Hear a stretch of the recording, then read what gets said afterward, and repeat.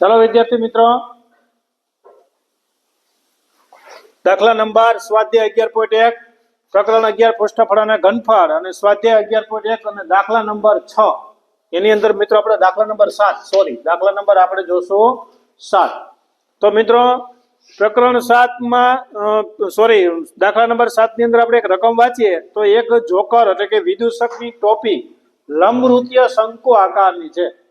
જેમ કે આપણે બર્થડે પાર્ટી હોય બરોબર છે, તેમાં કેમ નાના છોકરાઓની ટોપીઓ માથે પહેરાવતા હોય એ શંકુ આકારની હોય. તેના પાયાની ત્રિજ્યા 7 સેન્ટીમીટર છે. મિત્રો પાયાની ત્રિજ્યા અને ઊંચાઈ બે આપી દીધી. દાખલા તરીકે આવી એક ટોપી છે શંકુ આકારની. હા, સીધી ઊંચાઈ આપી છે એટલે આકૃતિ દોરવાની મારે જરૂર પડી. આ ઊંચાઈ આપને h આપ્યો 24 સેમી અને ત્રિજ્યા આપને આપી છે પાયાની ત્રિજ્યા 7 સેમી.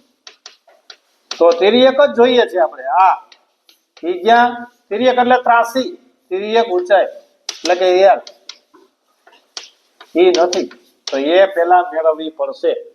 તો તિર્યક ઊંચાઈ મિત્રો 11.1 ની અંદર ત્રણ સૂત્રનો ઉપયોગ કરવાનો છે. એક તિર્યક ઊંચાઈ વાળું l બરાબર વર્ગમૂળની અંદર r નો વર્ગ વત્તા h નો વર્ગ, એક સૂત્ર. બીજું શંકુની વક્ર સપાટીનું ક્ષેત્રફળ પાય r l અને ત્રીજું શંકુની કુલ સપાટીનું ક્ષેત્રફળ પાય r કૌંસમાં r વત્તા l. બસ આ ત્રણ સૂત્ર આધારિત જ 11.1 છે. તો મેળવી લેવા જેવા છે. માર્ક્સ ન ગુમાવતા થોડુંક ધ્યાન દેજો જેથી કરીને તમારે આવનાર 10મામાં પણ આ કામ આવશે.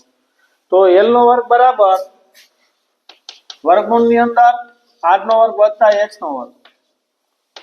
તો l બરાબર r એટલે 7 અને h એટલે 24. 24 નો વર્ગ આવડવો જોઈએ. 7 નો વર્ગ 49 બધાને ખબર હોય, પણ 24 નો બહુ ઓછો હોય. તો 25 નો 625 થાય તો 24 નો 576 થાય. કેટલો થાય? 576.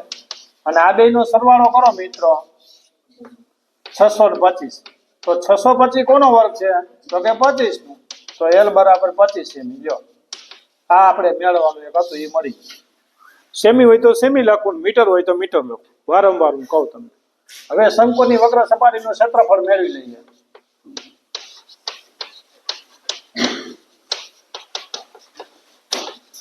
શંકુની વક્ર સપાટીનું ક્ષેત્રફળ બરાબર પાય r l.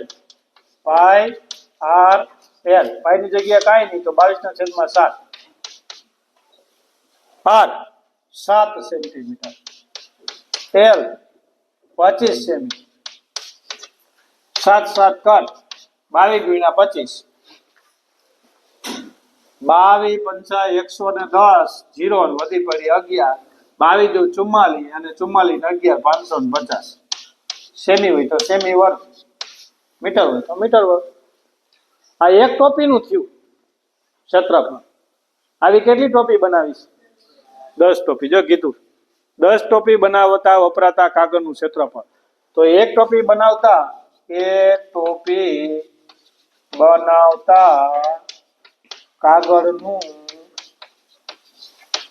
કાગળ કેવા આકારનો છે? શંકુ આકારનો. એટલે શંકુની વક્ર સપાટીનું ક્ષેત્રફળ. એક ટોપી બનાવતા કાગળનું ક્ષેત્રફળ બરાબર 550 સેમી વર્ગ. તો 10 ટોપી આપણે આવી બનાવી હોય તો બનાવતા કાગળનું ક્ષેત્રફળ બટા કેટલું જોશે? તો કે ચોકડી ગુણાકાર 550 × 10/1 નો લખો તોય ભલે અને લખવું હોય તો લખવાનું. તો 10 ટોપી બનાવવા માટે 10 ટોપી બનાવવા માટે વપરાતા